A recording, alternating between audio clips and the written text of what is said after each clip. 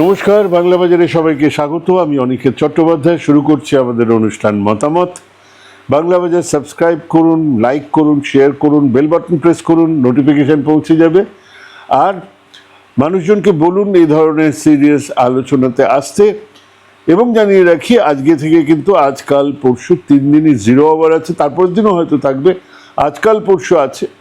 আজকে আমাদের জিরো আওয়ারের প্যানেলে যারা আছে তাদের নাম আমরা অনুষ্ঠানের মধ্যে দিয়ে দেবো। আগামীকাল থাকবে অরিত্র দত্ত বণিক মুখোমুখি। তারপরের দিন থাকবেন সিপিআইএম লিবারেশনের জেনারেল সেক্রেটারি দীপঙ্কর ভট্টাচার্য।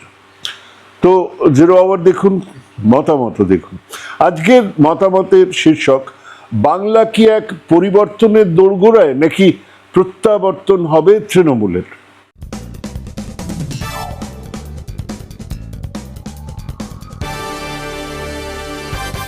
বাজারে কি এখনো আলুর দাম ওই 5 টাকাতেই আটকে? শুনলাম চারদিকে জ্বর জারি হচ্ছে। আপনাদের খবর কি? ধুরন্ধর 2 দেখেছেন?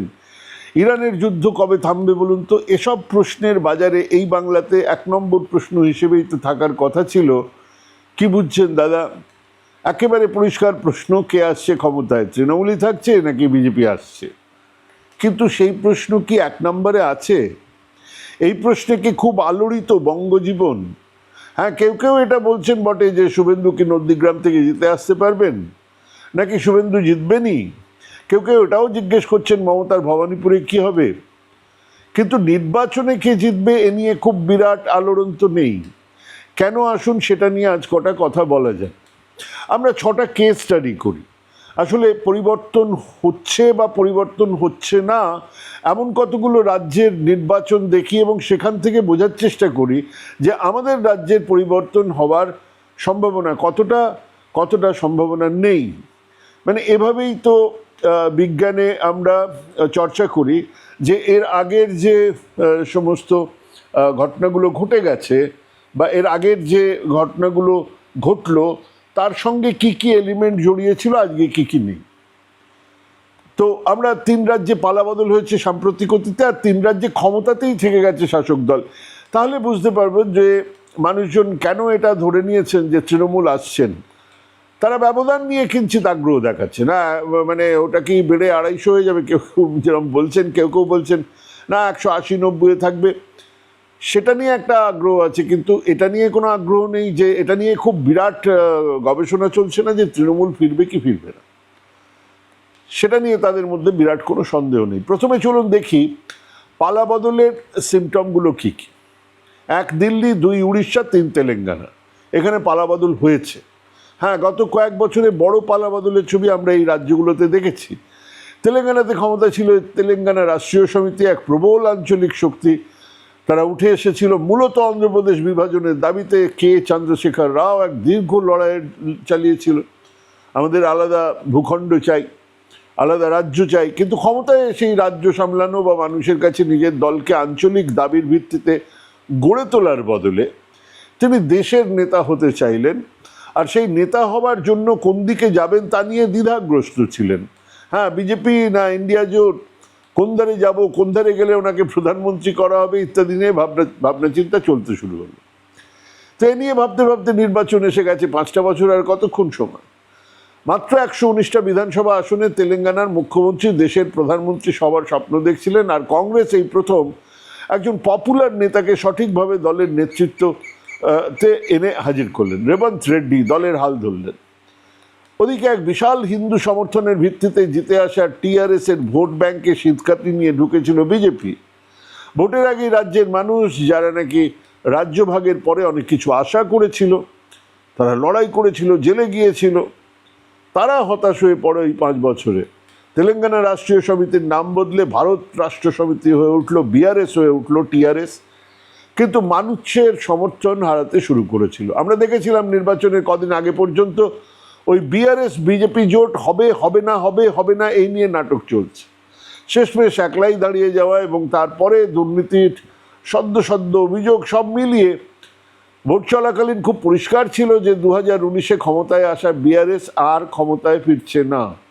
স্থানীয় কাগজ থেকে নেট দুনিয়ার যাবতীয় হিসেব তাদের বিরুদ্ধে ছিল। তারা হারলেন, বিরাটভাবেই হারলেন। 49টা আসন হারিয়ে তারা আটকে গেলেন 39-এ। কংগ্রেস পৌঁছে গেল 64-তে। হ্যাঁ, এক্সিট পোল এই আভাসই দিয়েছিল।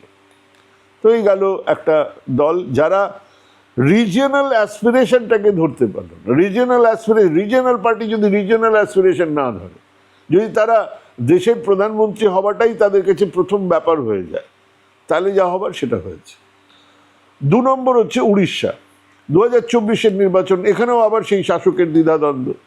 বিজেপিকে কেন্দ্রে সমর্থন দেবো, রাজ্যে আমরা শাসন করব। বিজেপি আমাদের এখানে ঘাটাবে না, আমরা বিজেপিকে কেন্দ্রে ঘাটাবো না। এটাই ছিল নবীন পটনায়কের পলিসি। কিন্তু বিজেপি তো বিজেপি, তারা আঞ্চলিক দলকে সমর্থন করেছে বা করে কংগ্রেসের বিরুদ্ধে লড়াইয়ের জন্য। 2019-এ এমনকি 2014-তেও বিজেডি দিল্লিতে, বিজেপি রাজ্যে বিজেডি এইরকম একটা নীতি চালিয়ে এসেছিল। কাজেই যখন বিজেপি তার রং বদলে রাজ্যের ক্ষমতা চাইলো, দখল করার চেষ্টা করলো, তখন বিজেপি তার পুরো ক্ষমতা নিয়ে মাঠে নামলো এবং বিজেপি জিতে গেল। মানে ক্ষমতায় থেকে হয় বিজেপির জুনিয়র পার্টনার হিসেবে চলো, আর না হলে স্বাধীন সত্তা নিয়ে বিজেপির সঙ্গে মুখোমুখি সংঘাতে নামো, মধ্যে কোনো রাস্তা নেই। সেদিন নবীন পটনায়ক বিজেপির বিরুদ্ধে অল আউট লড়ে গেলে আজ ছবিটা এরকম হতো না। 2 টার্মে লাগাতার মোদিজির সঙ্গে হাত মিলিয়ে চলা বিজেডি নির্বাচনের সময় বিজেপির মুখোমুখি হতেই পারল না।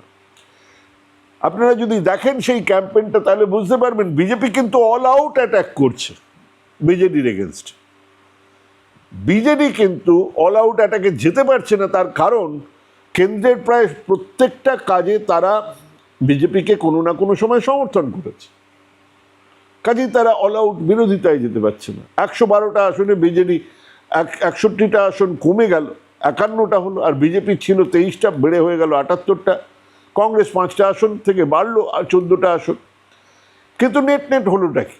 বিজেপি তার শত্রুকে ঠিক করতে পারেনি। ওরা এক ধরনের ট্যাসিট আন্ডারস্ট্যান্ডিং নিয়ে চলছিল, যা ব্যাকফায়ার করেছে। এবার আসুন দিল্লির নির্বাচনে যাওয়া যাক। সেখানে কি হলো? আগেই জেলে গেছেন মুখ্যমন্ত্রী, জামিন পেলেও তার শীষমহল নিয়ে বিজেপির প্রচার তুঙ্গে।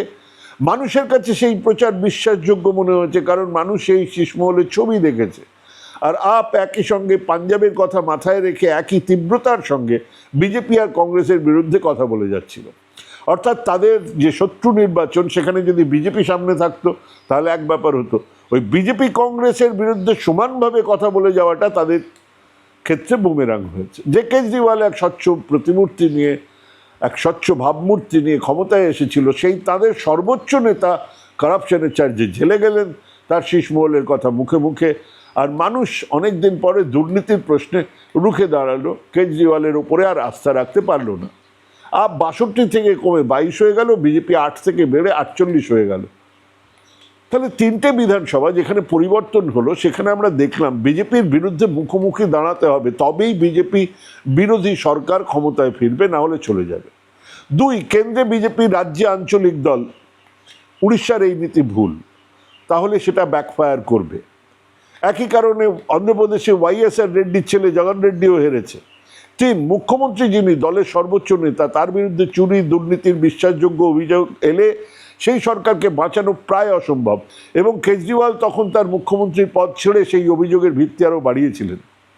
4, আগের ভোটে যেখানে একদল বিরাট মার্জিনে জিতেছে, সেই দল যদি তার আগের নির্বাচন থেকে ক্ষইতে শুরু করে, লোকসভায় বাজে ফল করে, যা আমরা তেলেঙ্গানাতে বিআরএসের ক্ষেত্রে দেখেছি, যা আমরা দিল্লির আপের ক্ষেত্রে দেখেছি, যা আমরা 2019 উড়িষ্যার ক্ষেত্রে দেখেছি, সেরকম ক্ষয় শুরু হলে তাকে আটকানো ভীষণ ডিফিকাল্ট। 5, যেটা খুব দরকারি কথা, সেটা হচ্ছে রিজিওনাল পার্টিকে রিজিওনাল অ্যাসপিরেশনটাকে ধরে রাখতে হবে।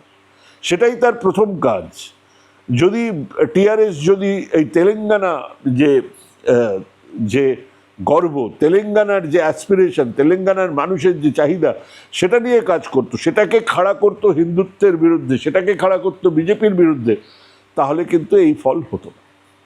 এবারে আসুন 3টে সেরকম রাজ্য দেখি যারা বিরোধিতার মুখেও ক্ষমতা ধরে রাখলো। চলুন ঝাড়খণ্ড। সেখানে কি হলো?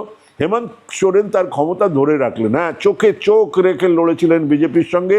জোটে যে দল ছিল তাদের হাত ধরে রেখেছেন, জেলে গেছেন কিন্তু মাথা নোয়াননি। ডাইরেক্ট বেনিফিশিয়ারি তৈরি করার কাজ তিনিও করেছেন।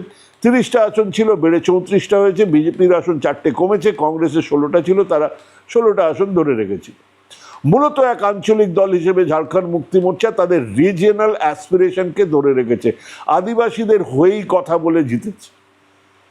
এবার দেখুন 2026-এ বিহার এনডিএ তাদের ক্ষমতা ধরে রাখলো, কেবল ধরেই রাখেনি, তারা তাদের ক্ষমতা বাড়িয়েছে, আসন বাড়িয়েছে। কেন, কোন ফর্মুলায়? এত বছরের অ্যান্টি ইনকামবেন্সিকে সরিয়ে রেখে আবার নীতিশ কুমারের জন্য কেন ভোট দিল বিহারের মানুষ? খুব সোজা হিসেব, বিহারে শিল্প হয়নি, চাকরি হয়নি, কিন্তু মোটের ওপর একটা স্টেবল সরকার ছিল, অন্তত মুখ্যমন্ত্রী একই ছিলেন। আর সেই মুখ্যমন্ত্রী মহিলাদের জন্য ঢালাও ভাতা দিয়েছেন, তাদের দুহাত ভরা সমর্থন পেয়েছেন। সবচেয়ে বড় কথা যেটা, সেটা হচ্ছে নীতিশ কুমার তার দলের হয়েই প্রচুর মুসলমান সমর্থন পেয়েছে, যা বিজেপি কোনোদিন পেত না। এইটা হচ্ছে তাদের একটা বিরাট, কারণ বিহারে একটা বড় সংখ্যক মুসলিম ভোটার আছে, সেই সমর্থনটা তাদের জরুরি, তারা পেয়েছে। আর অবশ্যই এক সোশ্যাল ইঞ্জিনিয়ারিং, যেখানে দলিত, পাসওয়ান, কর্মী ভোটের সঙ্গে বিজেপির হিন্দুত্ব ভোট তাকে জুড়ে নিতে পেরেছেন, আর সেই জন্য জিতেছে। হ্যাঁ, মহিলা, দলিত, পিছড়ে বর্গের ভোটের সঙ্গে হিন্দুত্ব জুড়ে যে রসায়ন, সেটাই নীতিশকে আবার ক্ষমতায় এনেছে। চাকরি, মাইগ্রেশন, শিল্প, এগুলো কোনো ইস্যুই হয়নি। এবার চলুন মহারাষ্ট্রে, এমনকি লোকসভার ভোটে ওরকম ভালো ফলাফল করার পরে সেখানে বিধানসভার ভোটে কিন্তু হেরে যাচ্ছে মহাগঠবন্ধন। ক্ষমতা ধরে রাখছে শিবসেনা, সিন্ধে, অজিত পাওয়ার আর ওই এনসিপি, অজিত পাওয়ারের আর ওই বিজেপি জোট। রসায়নটা কোথায়? মানে মহাজুতি জোট যেটা, রসায়নটা কোথায়? ঠিক ভোটের আগে কোন বানেগা মুখ্যমন্ত্রী নিয়ে মহাগঠবন্ধনে কুটকাচালি শুরু হয়ে গেল। হ্যাঁ, মানে ওখানে শরদ পাওয়ার চুপ করে বসে আছেন, কংগ্রেস তাদের ঘুঁটি দেওয়া শুরু করেছে, ওদের উদ্ধব ঠাকরে তো আছেন, তিনি তো মুখ্যমন্ত্রী ছিলেন, তো তিনিই মুখ্যমন্ত্রী হবেন। কাজে সেখানে একটা গণ্ডগোল চলছিল মুখ্যমন্ত্রীর মুখ নিয়ে। আর নির্বাচনের আগেই মহিলাদের ঢালাও টাকা দেওয়ার প্রতিশ্রুতি দিয়েছিল মহাজুতি। আর তার সঙ্গে প্রবল মেরুকরণের জন্য যা যা সব করার সেগুলো হলো। আর একটা ব্যাপার হচ্ছে, এখানেও ওই এনসিপির অজিত পাওয়ার কিন্তু ওই রাজ্যের মুসলিম কেন্দ্রগুলোতে মুসলিম ভোটারকে তাদের দিকে নিয়ে যেতে পেরেছে। অর্থাৎ ওখানেও কিন্তু অন্য সমস্ত কিছুর সঙ্গে মুসলিম ভোটারদেরকে একেবারে বিচ্ছিন্ন করে দেওয়ার ব্যাপারটা নেই। লোকসভাতে এগিয়ে থেকেও ঠিক বিধানসভার আগে মহাবিকাশ আঘাড়ি জোটকে বিচ্ছিন্ন দেখালো, একসঙ্গে প্রচার হলো না, যে যার মতো বিধায়ক বাড়িয়ে পরে মুখ্যমন্ত্রী পদের দাবিদার হয়ে ওঠার চেষ্টা চালালেন, হারলেন। হ্যাঁ, আমি পরিবর্তন কখন হয়, কখন সরকার প্রত্যাবর্তন করে, ক্ষমতা ধরে রাখে, তার কিছু উদাহরণ দিলাম। এবারে সেই মূল তত্ত্বগুলোকে নিয়ে পশ্চিমবঙ্গের ভোটের চালচিত্রে নজর দিন, বুঝতে পারবেন জলের মতো আগামী দিনে কি হতে যাচ্ছে। 2021-এ তৃণমূলের ভোটের ফল যা হয়েছিল, 2024-এ লোকসভায় তার চেয়ে সামান্য ভোট কমেছে, এটা ঠিক। কিন্তু আপনি যদি বাংলার গত 3টে লোকসভার ভোটের শতাংশের হিসেব বিধানসভার ভোটের একটা কম্প্যারিজন করেন, একটা তুলনামূলক স্টাডি করেন, তাহলে দেখবেন লোকসভার ভোটে বিজেপির ভোট কিছুটা বাড়ে, বিধানসভার ভোটে অনেকটা কমে যায়। হ্যাঁ, 2019-এ তৃণমূল 43% ভোট পেয়েছিল লোকসভা, বিজেপি 40%। 2021-এ বিধানসভাতে তৃণমূল 48% ভোট পেয়েছিল, অনেকটা বেড়ে গেছিল, বিজেপি 38%, বিধানসভাতে কমে গেল। আবার 2024-এ তৃণমূল 45%, বিজেপি 36%। মানে বিজেপি সেই 19-এই তাদের পিকে গেছিল, তারপর থেকে কিন্তু তাদের ভোট আস্তে আস্তে কমছে। এটা কেবল এই রাজ্যে নয়, কেন্দ্রে মোদিজি আসার পরে প্রত্যেক রাজ্যে বিধানসভার তুলনায় লোকসভায় ভোট বেশি পেয়েছে। তো সেই তৃণমূল যারা 2021-এ 48% ভোট পেল, 2024-এ 45% ভোট পেল, তাদের ভোট এই 1.5 বছরে কমার মতন কোন এমন ঘটনাটা ঘটেছে? অন্যদিকে 2021-এ এই যে বিজেপি 38% ভোট পেল, 2024-এ যারা 36% ভোট পেল, তারা হঠাৎ করে তাদের ভোট বিশাল বাড়িয়ে দেবার মতো কি করেছে? রাজ্যে এমন কি হয়েছে যাতে শাসক দলের ভোট অনেকটা কমবে বা বিরোধী দলের ভোট অনেকটা বাড়বে? ধরুন দুর্নীতির কথা বলতেই পারেন, কিন্তু দুর্নীতি তো 2021-এও ইস্যু ছিল, প্রশাসনিক ব্যর্থতা তাও ছিল, 2024-এও ছিল, আর জি কর ছিল, সন্দেশখালী ছিল, শিক্ষা চাকরি দুর্নীতি ছিল, একগুচ্ছ মন্ত্রী নেতারা জেলে ছিলেন। কিন্তু তৃণমূল তার ভোট ধরে রেখেছে, ভোট বাড়িয়েছে। এই 2021 থেকে 2025 পর্যন্ত হিন্দু মুসলমান করা ছাড়া বিজেপি আর করেছেটা কি? হ্যাঁ, একটা সরকারের বিরুদ্ধে প্রতিষ্ঠান বিরোধিতা তৈরি হয়, কিন্তু তার সঙ্গেই কি জুড়বে না এই গ্যাসের দাম বাড়া, এই SIR-এর হয়রানি? এখানে তৃণমূল বিজেপিকে একটা জায়গাতেও ছেড়ে রাখেনি, সে প্রচার, ডিজিটাল প্রেজেন্স পাল্লা দিয়ে সেসব চলছে। মানে বলতে চাইছি ওই বিজু জনতার দল বা তেলেঙ্গানা রাষ্ট্রীয় সমিতির মতো কখনো বিজেপি কখনো দল, এই কখনো বিজেপি কখনো নিজের দল, এই দ্বিধাতে তারা ভোগেন, এই দ্বিধাতে তৃণমূল ভোগেন। আউট অ্যান্ড আউট বিজেপি বিরোধিতা চালিয়ে গেছে, বরং ঝাড়খণ্ডের হেমন্ত সোরেনের মতো বা তার চাইতেও অনেক বেশি লড়ে গেছে, হেড অন কলিশন। আবার ওই যে ঢাকি সমেত বিসর্জন, মুখ্যমন্ত্রীকেই জেলে পুরে দেওয়া, যেমনটা কেজরিওয়ালের সঙ্গে হয়েছে, বা কেজরিওয়ালের মতো শীর্ষ মহলের যে তার যে শীর্ষমহল, তার যে প্রচার, সেটা মমতা ব্যানার্জির ক্ষেত্রে হয়নি। বরং যে মন্ত্রীরা জেলে ছিলেন তারা জেল থেকে অনেকে জামিনও পেয়েছেন। তারপর হচ্ছে মুখ্যমন্ত্রী মুখ। তেলেঙ্গানাতে বিকল্প হিসেবে রেবন্ত রেড্ডি উঠে এসেছিলেন, এখানে পরিবর্তন পরের কথা। পরবর্তী মুখ্যমন্ত্রীর মুখকে শুভেন্দু অধিকারী আছেন, কিন্তু তিনি এখনো মমতার তুলনায় অনেক অনেক পিছিয়ে। এবং সংগঠন একটা ঝকঝকে নতুন ইঞ্জিনের মতো কাজ করছে তৃণমূলের মেশিন। কাজেই 294 জন প্রার্থীর 33% বদল। এবারে 294 জন প্রার্থীর 33% বদলে দিয়েছে তৃণমূল। সামান্য 2-3 জায়গা থেকে কিছু ক্ষোভ বিক্ষোভের কথা সামনে এলো। টিকিট না পেয়ে ডক্টর সুপ্রিয় রায় কি রাস্তায় নামেননি? নির্মলা মাঝির আসন বদলে গেল, ক্ষোভ না বাইরে আসেনি। সৌমেন মহাপাত্র নিজে এলেন মঞ্চে, ক্ষোভ মিটে গেছে। শাসক দলের কোন্দল অক্সিজেন যোগায় বিরোধীদের, কিন্তু সেই অক্সিজেনের যোগানের টান আছে। মানে পরিবর্তনের থার্মোমিটারে যা যা পাওয়া যায়, এক, বিজেপির বিরুদ্ধে দ্বিধাদ্বন্দ্ব নিয়ে ভোটে দাঁড়ানো আমাদের এখানে নেই বাংলায়। 2, বিরোধী দলের প্রধান নেতার নামে অন্তত বিশ্বাসযোগ্য দুর্নীতির প্রচার। না, এখনো মানুষ বিশ্বাস করেন না মমতা বন্দ্যোপাধ্যায় ব্যক্তিগতভাবে দুর্নীতির সঙ্গে জড়িত আছেন। 3, বিকল্প মুখ্যমন্ত্রীর মুখ আজকেও নেই। 4, রাজ্য জুড়ে সংগঠন, আজকেও তৃণমূলের রাজ্য জুড়ে যে সংগঠন সেটা অনেক বেশি। 5, শাসক দলের মধ্যে বিরাট বিক্ষোভ, অন্তর্দ্বন্দ্ব, না এখনো পর্যন্ত নেই। 6, গত 3-4টে নির্বাচনে ক্রমশ ক্ষয় বা বড় দুটো নির্বাচনে অনেকখানি ঝটকা, না সেরকম কোনো ঘটনা নেই। 7, মধ্যিখানে থাকা দলের সঙ্গে জোট বা তাদের ভোট ট্রান্সফার হয়ে যাওয়া। আমাদের রাজ্যে মধ্যিখানে যে দল আছে কংগ্রেস এবং সিপিএম, তাদের ভোট এতটাই তলানিতে সেখান থেকে ট্রান্সফারের কথা এখন আর হচ্ছে না। এর কোনোটাই কিন্তু পশ্চিমবঙ্গের রাজনৈতিক মানচিত্রে হাজির নেই। কেবল একটা জায়গাতে বিজেপি অনেকটা এগিয়েছে, মানে আগের থেকে অনেকটা, সেটা হলো অন্যান্য বারের এই যে বাংলার যে কোনো নির্বাচনে শেষ পর্যন্ত একটা মমতা ভার্সেস মোদি হতো। এবারে কিন্তু লড়াইটা অনেকটা মমতা বনাম শুভেন্দু করে তোলার চেষ্টা করছে বিজেপি, এবং সেটা অনেকটা সফল। কিন্তু বাংলার রাজনীতিতে আর কোনো নতুন এলিমেন্ট নেই। এমনও নয় যে নতুন কোনো শক্তি উঠে আসছে, এমনও নয় যে বিজেপি বিরোধী দল হিসেবে তারা সম্পূর্ণ বিশ্বাসযোগ্যতা হারিয়েছে। তাই এ রাজ্যে নির্বাচন হচ্ছে, আসন থেকে আসনে কে জিতবে কে হারবে তা নিয়ে কিছু তর্কাতর্কি হতে পারে। সব নির্বাচনের মতোই 2-4টে আসনে ইন্দ্রপতন হতে পারে, কিন্তু মোট আসনে খুব বেশি ফারাক হবে না। নির্বাচনের পর অনেকের মনে হবে এই ফলাফলের জন্য এত কিছু করে নির্বাচন কমিশনের লাভ কি হলো। ভাবুন, ভাবতে থাকুন, ভাবা প্র্যাকটিস করুন। ভালো থাকবেন, সুস্থ থাকবেন। আজকে এখানেই শেষ করছি। নমস্কার।